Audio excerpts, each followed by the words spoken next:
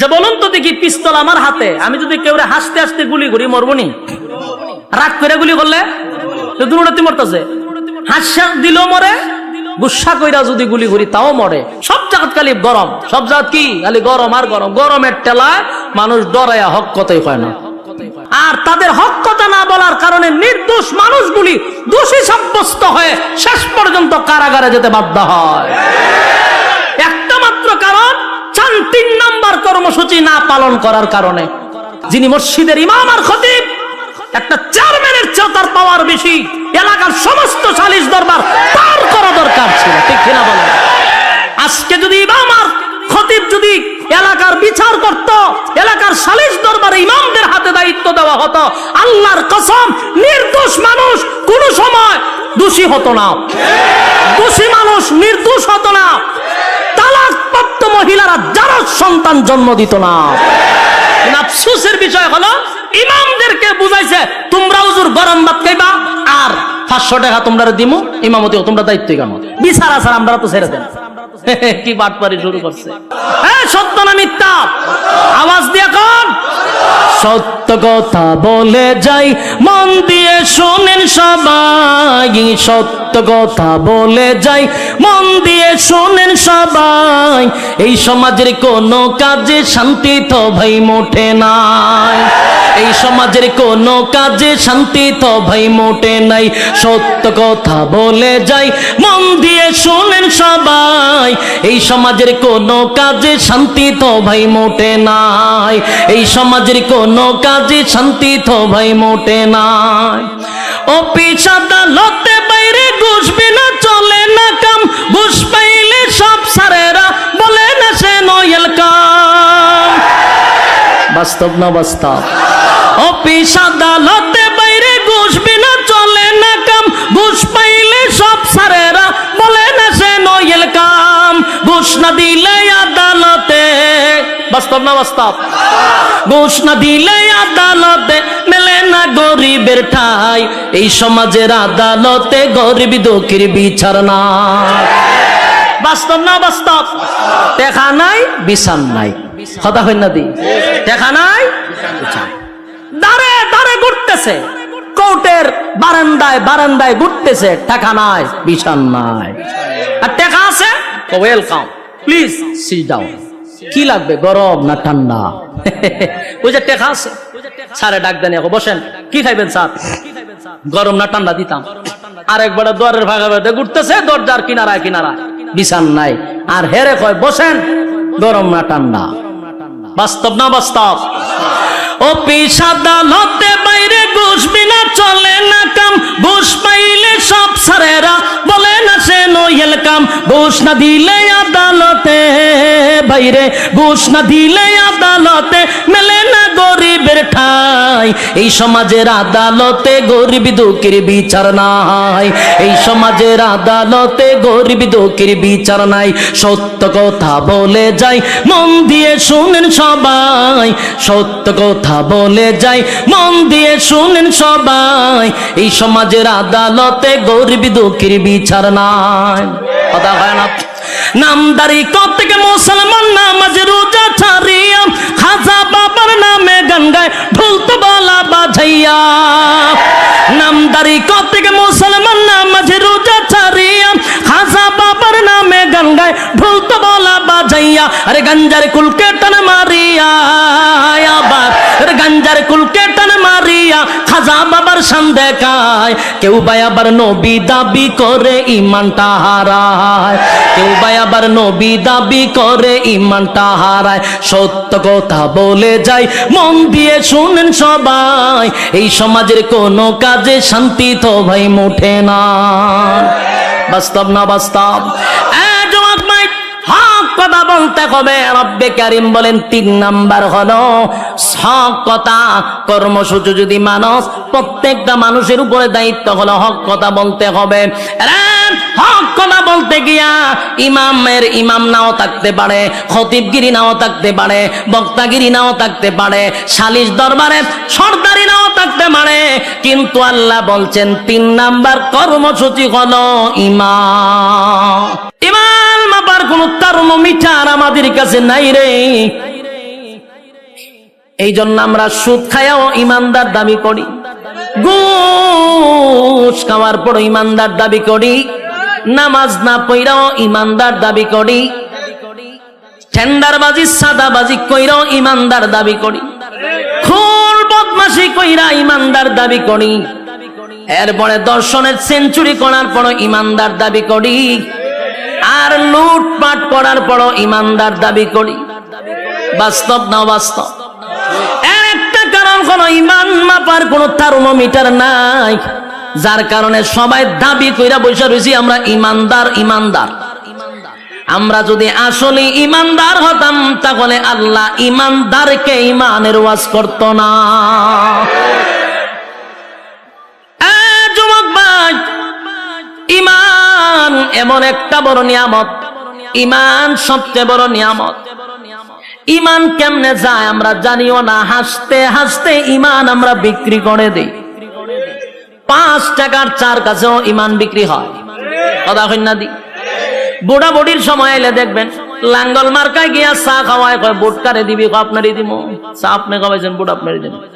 এবার আনারস মার্কা চা খাওয়াইছে, বুট কারে দিবি, আপনারই তো দিব। চা না আপনি খাওয়াইছেন, বলে হ্যাঁ। একতারা মার্কা গিয়া জিগায় বুট কারে দিবি, কফি খাওয়াইলাম, বুট কারে দিবি, আপনারই দিব। বলুন তো দেখি বুট কয়টা দিল, কয়জন রে? বুট একটা দিল 3 জন রে। ইমান আছে না গেছে? তাহলে আমাদের অভ্যাস এত খারাপ, 5 টাকার কাছে ইমান বিক্রি হয়, কথা কয় না? আবার অনেক মানুষ ফার্মেসিতে, কদিন আগে আমি গেলাম, দেখি এক বেচারা ডাক্তার রে কইতেছে, কালকে ওষুধটা না খাইলে মরি গেছিলাম বুকের ব্যথা।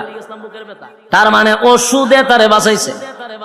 এই কথাটাও সাংঘাতিক, আমরা কিন্তু এগুলা বলি। এই কথার দ্বারা ইমান চলে যাওয়ার সম্ভাবনা আছে না নাই?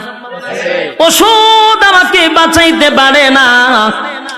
আবার অনেকে বলে আমার সন্তানটা যদি বিদেশে না থাকতো না খাইয়া মরতাম। হয়নি?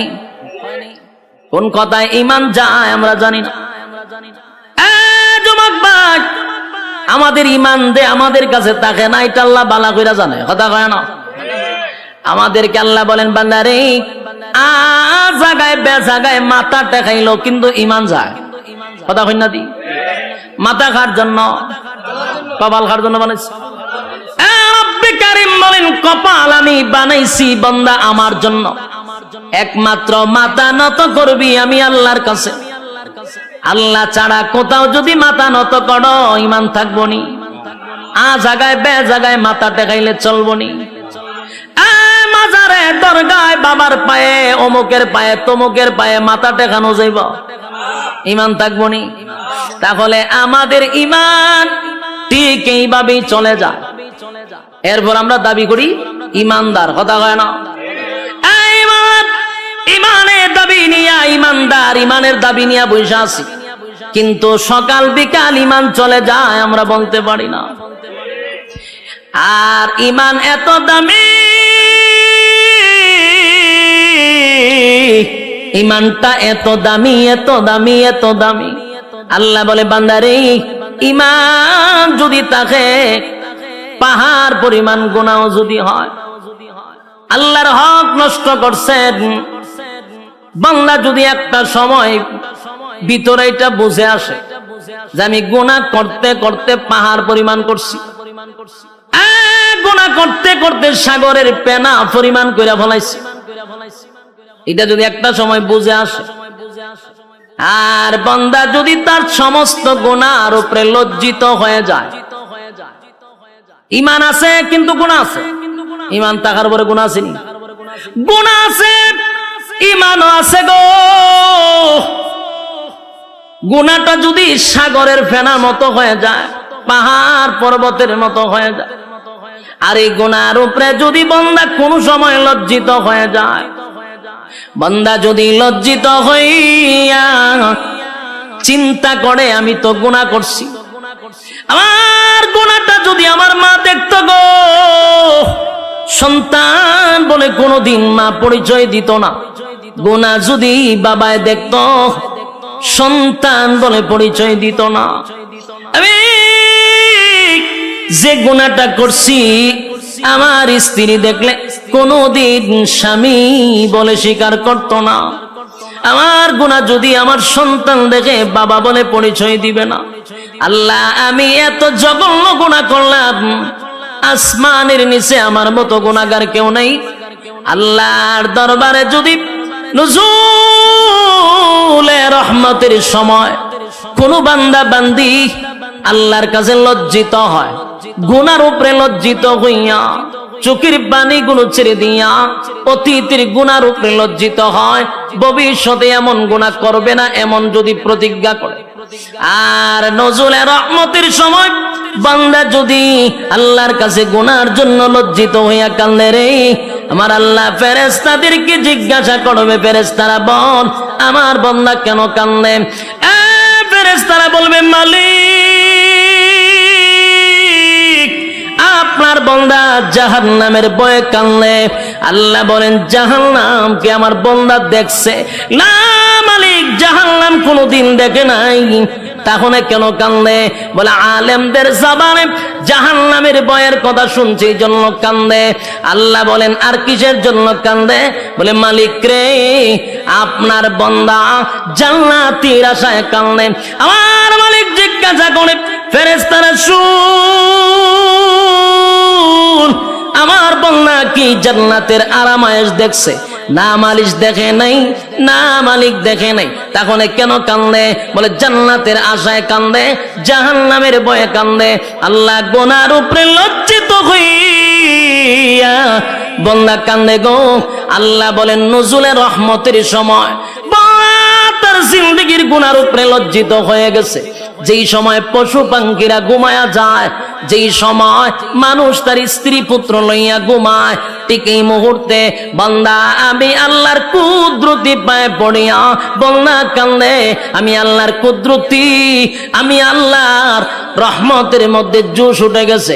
বান্দা ওয়াদা দিলাম, বান্দায় যদি চোখের পানি ছেড়ে দিয়া কান্না শুরুই করে দিল, লজ্জিতই হয়ে গেল, আমিও ফেরেশতাদেরকে সাক্ষী রেখে ওয়াদা করলাম আমার বান্দার সমস্ত গুনাহ চোখের পানিটা নাকের ডগায় আসার আগে আগে জিন্দেগির সব গুনাহ মাফ করে দিলাম।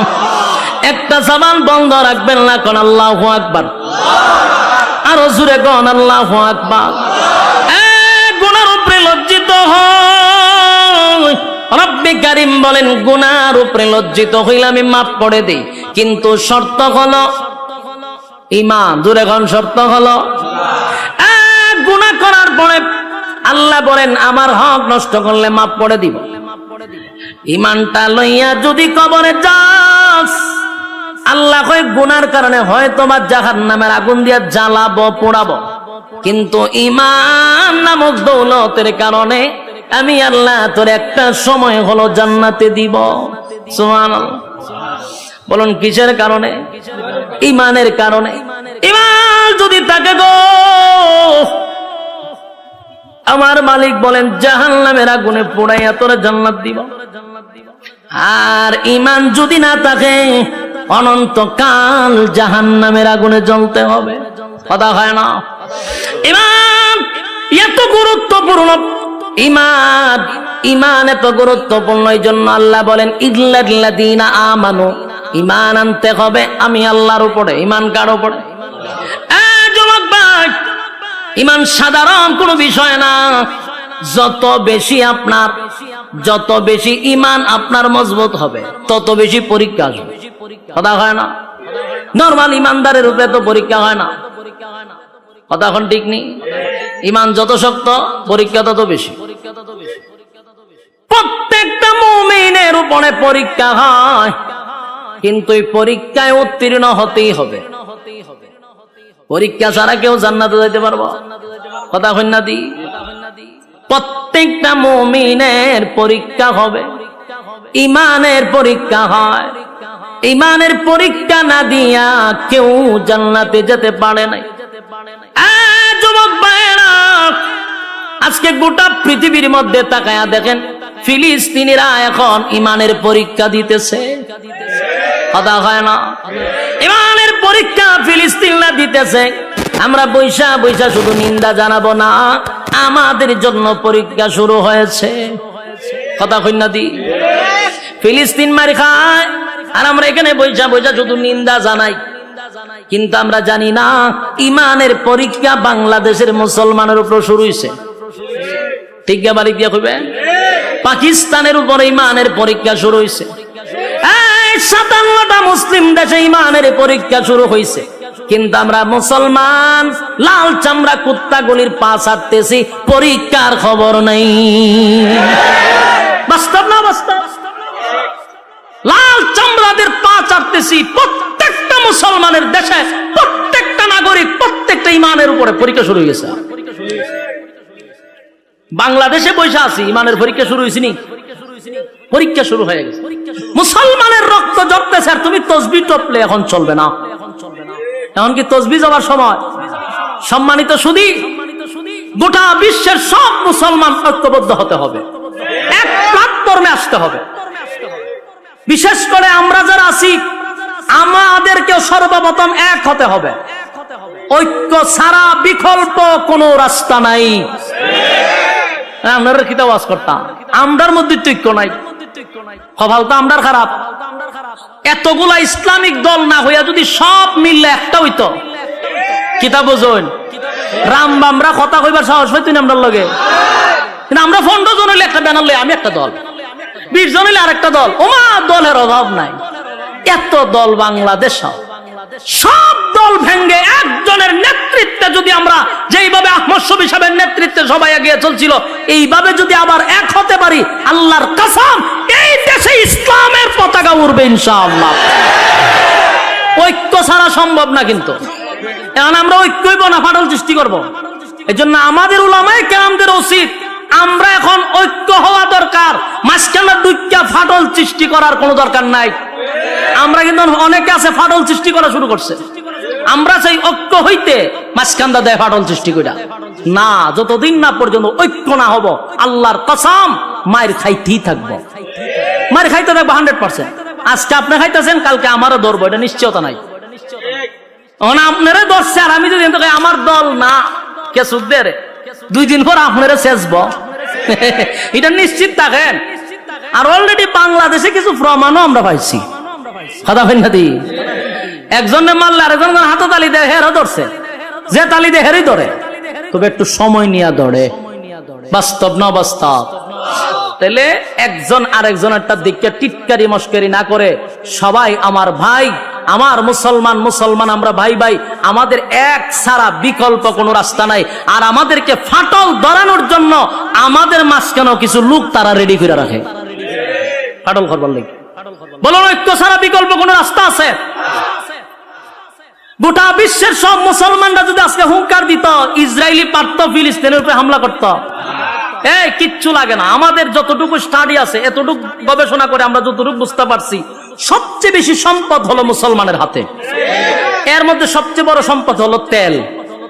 তেলের উপরে সম্পদ আছে না? আল্লাহর কসম, যদি এখন আরব দেশগুলি বলে যে আমরা তেল দেওয়া বন্ধ করে দিব, সব লাল চামড়া কুত্তাগুলি দৌড়ের উপরে থাকবো। শুধু তেল বন্ধ করে দিলে এই সম্পদ আল্লাহ মুসলমানকে দিছে। কিন্তু দেখেন না, মুসলমান এত বড় সম্পদ পায়, এরা ফাও ছাড়তেছে। লাভ হইব কি? পা ছাড়তেছে তারা। খালি মুসলমান একটা হুঙ্কার দিলে আজকে প্রতিদিন সকালে লাশের মিছিল দেখতে হয় না। এর একটা কারণ হলো আমাদের মধ্যে ঐক্যই নাই। ঐক্য নাই, সাবধান। ঐক্য চাই যে কোনো দলের হোক, আমরা ঐক্যের জন্য কোন তরিকা দেখব না ইনশাআল্লাহ। তরিকা থাকতে পারে, ভিন্ন তরিকা একজন থাকতে পারে, তার তরিকা মতো চলতে দেন, কিন্তু মুসলমান হিসেবে আমরা এক প্ল্যাটফর্মে আসতে হবে। এছাড়া বিকল্প রাস্তা নাই তো। আমি জানি আমার কথা বলি আপনাদের কাছে বেশি মজা লাগবে না, কথাটা সবার কাছে যে পছন্দ এমন না। আমরা যেহেতু 15 জন একটা প্যানেল দৌড় মারি, তো সুতরাং আমার এই কথাগুলি আপনাদের কাছে যে পছন্দ হবে এটা আমিও জানি পছন্দ হবে না। কারণ আমরা 20 জন হইলে এখন আমি চিন্তা করলাম আমার সভাপতি বানাও, আমার নেতা বানাও। এই নেতাগিরি বাপ যতদিন না ছুটবে ততদিন এই বাংলাদেশে ইসলামিক আইন কায়ন কোনটি কায়েম হবে না। যতই স্বপ্ন দেখেন ইসলামী হুকুমত কায়েম হবে, কখনো সম্ভব না। কারণ আমার ভিতরে নেতাগিরির বাপ আছে। আমি 15 জন লে সভাপতি হইতাম চাই, 15 জন লে আমি প্রধান অতিথি হইতাম চাই। কেমন হইব? যুবক ভাইরা আমার, আল্লাহ বলেন 1 নাম্বার কর্মসূচি হলো ঈমান, ঈমান, ঈমান। আর অলরেডি ঈমানের পরীক্ষা কিন্তু শুরু হয়ে গেছে। আমরা প্রত্যেকেই ঈমানের পরীক্ষা দিতে হবে। সাহাবায়ে কেরাম জান্নাতীর সার্টিফিকেট পাইছে কিন্তু ঈমানের পরীক্ষা দিয়া। কতক্ষণ পরীক্ষা ছাড়া সার্টিফিকেট পাইছে? সাউন্ড একটু তুইলা দেন না, দিদি তো সাউন্ড ঢুকে যায় আওয়াজটা। আমি বলুন, সাহাবায়ে কেরাম যারা জান্নাতে গেছে কি ঈমানের পরীক্ষা না দিয়ে গেছে না পরীক্ষা দিয়ে গেছে? প্রত্যেকটা সাহাবী ঈমানের পরীক্ষা উত্তীর্ণ হয়েছে। সুবহান। যুবক ভাই, আমার উপরে তোমার উপরও ঈমানের পরীক্ষা হবে। ঈমানের পরীক্ষা আসলে আমরা অটল থাকবো, ঠিক কিনা বলেন? ঈমানের প্রতি আমরা অটল থাকবো, জীবন দিব কিন্তু ঈমান দিব না। রাজি আছি? জীবন দিব, ঈমান দিব না। মা এবং সন্তানকে দুজনকে গাছে বাইন্দা মারছে। মা সন্তানরে বলে, বাবা রে, আরো যদি নির্যাতনের মাত্রা বাড়ায়া দেয়, সাবধান, জীবন যদি চলে যায়, যাক, ঈমান দিবি না। ইসলামের প্রথম যিনি মহিলাদের মধ্যে শহীদ হলো সুমাইয়া রাদিয়াল্লাহু তাআলা আনহা। গাছের সঙ্গে বাইদা সন্তানের সামনে নির্যাতন করছে, কিন্তু সন্তানকে নসিহত করে, বাবা রে, জীবন যদি চলে যায় চলে যাবে, কিন্তু ঈমান দেওয়া যাবে না। ঈমান দেয় না, কারণ জীবন চলে গেলে জান্নাতের ভিতরে আমার আল্লাহ জীবন দিবে গো, কিন্তু ঈমান চলে গেলে আর কোনদিন ঈমান পাওয়া যাবে না। ঈমানের পরীক্ষা যুগের পর যুগ যারা ঈমান আনছে তাদের উপরে পরীক্ষা আসছে।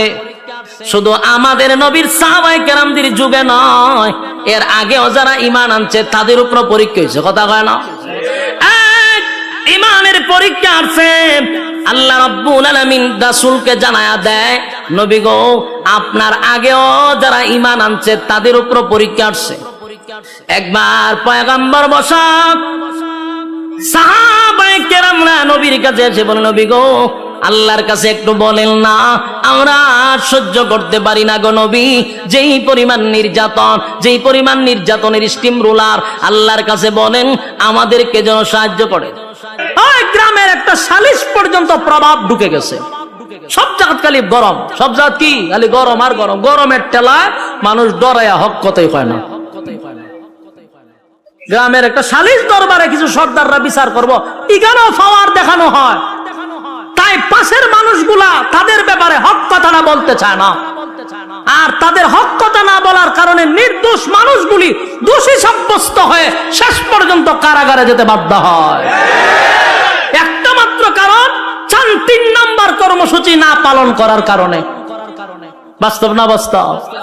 বেচারা 5 ওয়াক্ত নামাজ পড়ে, মাথায় একটা কালো দাগ আছে, তসবিহ একটা আতো আছে, মসজিদ থেকে বাইরে বাসা পর্যন্ত যাইব, পাশে ডুল বাজনা হইতেছে, ডান্স তো পাগলো ডান্সের গানের আওয়াজ হইতেছে, বেচারা তসবিহ পড়ে আর সুবহানাল্লাহ সুবহানাল্লাহ, সি সি সি সি, আমরা কেডা করতেছে, এটা কার ছেলে এরকম গান বাজনা বাজায়?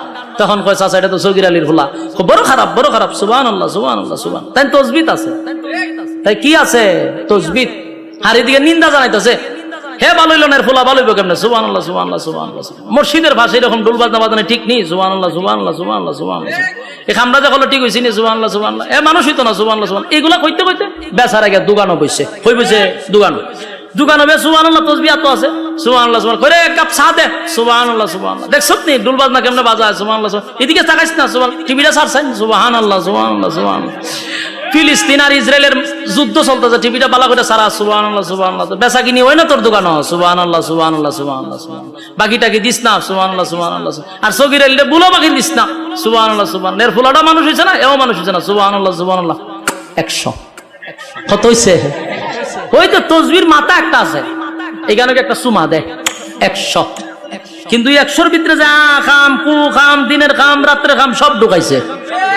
এরকম মুসল্লি আপনারা চোখের সামনে পড়ছিনি? হ্যাঁ, কত লম্বা তসবিহ লই হাতে মসজিদের বাড়িয়ে দৌড়াদৌড়ি করে, কিন্তু তার সামনে আখাম কুখাম হইতেছে, সেপ পালাইয়া দেয়, সেপ পালাইয়া। এগুলো আমরা নিন্দা জানাই, কইয়া মসজিদও যায়, বাড়িতেও যায়। বলুন, হক কথা কি খালি হুজুররারই না এই তসবিহওয়ালারও? আল্লাহ হয় 3 নাম্বার কর্মসূচি মানছত না, তো জাহান্নামে ইচ্ছা মতো সাইজ করা হবে। বলুন 3 নাম্বার কর্মসূচি কি মানলো? কোথাও হক কথা নাই, সমাজের বিচারও নাই, প্রতিনিয়ত তালাক হইতেছে, স্বামী স্ত্রী ঝগড়া লাগতেছে আর তালাক 14 গোষ্ঠী দিতেছে। উনি তালাকের বিচার করবো কে? ইমাম, ঠিক না? এই তালাকের বিচার করে গ্রামের সালিশ দরবার যে করে কিছু সুৎকুর আর ঘুষখোর লম্পট বদমাশগুলি বসে তালাকের বিচার করত। তো বিচার করতে গিয়ে কি কয় জানেননি? কয়টা যাক যেটা এবার হয়ে গেছে গা, রাগ কইরা কইছে কি তা হইতো না, এটা গুসা কইরা তালাক দিছে, এটা কোনো অসুবিধা নাই, বাচ্চা কাচ্চা আছে, অন যাইব কই, আচ্ছা এটা একটা মিলাই দাও। কথা বুঝতেছে? কত বড় লম্পট! আল্লাহ যেখানে নিষেধ করছে আল্লাহরে আবার ঠিক করে মিলাইয়া দেয়। তালাক দিয়ে দিছে রাগ কইরা, কি কইরা? তালাক কি মানে হাসতে হাসতে দেয়, হাসতে হাসতে বলে তোমার ছেড়ে দিছি, এই কথা কয়নি। তালাকটা কেমনে দেয়? রাগ করি তো দেয়, হেরা বিচার করে রাগ করে দিলাইছে। যে বলুন তো দেখি, পিস্তল আমার হাতে, আমি যদি কেউ হাসতে হাসতে গুলি করি মরবনি? রাগ করে গুলি করলে দুর্নীতি মরতেছে, হাসা দিল মরে, গুসা কইরা যদি গুলি করি তাও মরে। তালাক হাসতে হাসতে দিল তালাক হয়, কাঁদতে কাঁদতে তালাক দিলে হয়, রাগ কইরা দিলে হয়। কিন্তু লম্পটরা বিচার করে বাচ্চা কাচ্চা হয়ে গেছে, বাচ্চা যাক এটা একটা মিলাই দিলাই দিলাম। বিচার করার কথা ছিল কে? বিচার করলো কে? সমাজের বাস্তবতা এরকম বর্তমানে আছে না নাই? এর একটা দোষ হলো আমরা দলে দলে ভাগ হইতেছি, বাস আমরার যে দায়িত্ব ছিল এটি আমরা জানি না। আমরা দায়িত্ব হন আমরা বুঝছি মসজিদ ইমামতি করো আর দাওয়াত টাওয়াত খামু, কেউ মরলে 40 পড়ামু আর খতম টতম আইব সুবহানাল্লাহ সুবহানাল্লাহ পড়মু, বাস 100 টাকা দিব আমরা পড়ব। দুঃখের সাথে বলতেছি এটি কি আমরা দায়িত্ব? ইমাম শব্দের অর্থ হইল নেতা। ইমাম শব্দের অর্থ কি? যিনি মসজিদের ইমাম আর খতিব। একটা চেয়ারম্যানের চেয়ে তার পাওয়ার বেশি, এলাকার সমস্ত সালিশ দরবার পার করা দরকার ছিল, ঠিক কিনা বলেন? আজকে যদি ইমাম আর খতিব যদি এলাকার বিচার করত, এলাকার সালিশ দরবারে ইমামদের হাতে দায়িত্ব দেওয়া হতো, আল্লাহর কসম নির্দোষ মানুষ কোন সময় দোষী হতো না, দোষী মানুষ নির্দোষ হতো না, তালাকপ্রাপ্ত মহিলারা যারা সন্তান জন্ম দিত না। আফসোসের বিষয় হলো ইমামদেরকে বুঝাইছে তোমরা হুজুর গরম ভাত খাইবা আর 500 টাকা তোমরা দিমু, ইমামতি তোমরা দায়িত্ব কেন? বিচার আসার আমরা তো ছেড়ে দেন। কি বাটপারি শুরু করছে সর্দার গুলার বিচার গুলো আমি বহুত দেখছি। 8-10টায় বিচার করতো, ওই গুড়ায় 8টা এক, কিন্তু বিচারে গিয়া পাট পাট হয়। আগেই পরামর্শ করে আমি এমনি কমু, তুই এমনি কবি, তুই আর আমি লেগে তোমার ঝগড়া, বিচার আবার 1 সপ্তাহ পরে ফেলাম। আমি নিজে উপস্থিত ছিলাম এর এই মিটিং এর মধ্যে, আমি তো তার সাথে চলি। এই গ্রুপটা যখন এইসব আলাপ করতেছে আমি দাঁড়ে বোয়া করে, আমি বললাম আমি বুঝি করে হুজুর আপনি তো বুঝতেন না, আমি সব বনা সেটা আমার ওয়াজ না হওয়া পর্যন্ত আমি ঠান্ডা হইতাম না, সারা দেশের মানুষের উনাই দিব আমি। হেরা বইয়া নিয়ত করতে আমরা যখন করে 1 সপ্তাহ ধরে তো বিচার হইতেছে না, কিতা করান তো খাল খাতে আমি শেষ করে ইসলাম, তুই তো মাঝখানে বাধা দিলি, হয় বেটা আজকেও বিচার হইতো না, আমি কমে এমনে তুই কবি এমনে, তুই কবি এমনে, বাস লাগে তোমার চোখা আবার 1 সপ্তাহ পরে। এর লাভটা কি জানেননি? প্রত্যেক বিচারের ডেটে একটা করে বেনসনের প্যাকেট 1000 টাকা করে পকেট, বিচারের আগে ভাউটি পায়। এই হচ্ছে সালিশ দরবারের অবস্থা। সত্য না মিথ্যা? আর বর্তমানে গরিবের তো বিচার নাই, যার টাকা নাই এর বিচারও নাই। বাস্তব না বাস্তব? সত্য না মিথ্যা? আওয়াজ দিয়ে কোন সত্য কথা বলে যাই, মন দিয়ে শোনেন সবাই, সত্য কথা বলে যাই, মন দিয়ে শোনেন সবাই, এই সমাজের কোনো কাজে শান্তি তো ভাই মোটে নাই, এই সমাজের কোনো কাজে শান্তি তো ভাই মোটে নাই। সত্য কথা বলে যাই, মন দিয়ে শোনেন সবাই, এই সমাজের কোনো কাজে শান্তি তো ভাই মোটে নাই, এই সমাজের কোনো কাজে শান্তি তো ভাই মোটে নাই। অফিস আদালতে বাইরে ঘুষ বিনা চলে না কাম, ঘুষ পাইলে সব সারেরা বলে না সে নয়েল কাম। বাস্তব না বাস্তব? অফিস আদালতে বাইরে ঘুষ বিনা চলে না কাম, ঘুষ পাইলে সব সারেরা বলে না সে নয়েল কাম, ঘুষ না দিলে আদালতে। বাস্তব বাস্তব না বাস্তব? ঘুষ না দিলে আদালতে মেলে না গরিবের ঠাই, এই সমাজের আদালতে গরিব দুঃখীর বিচার না। বাস্তব না বাস্তব?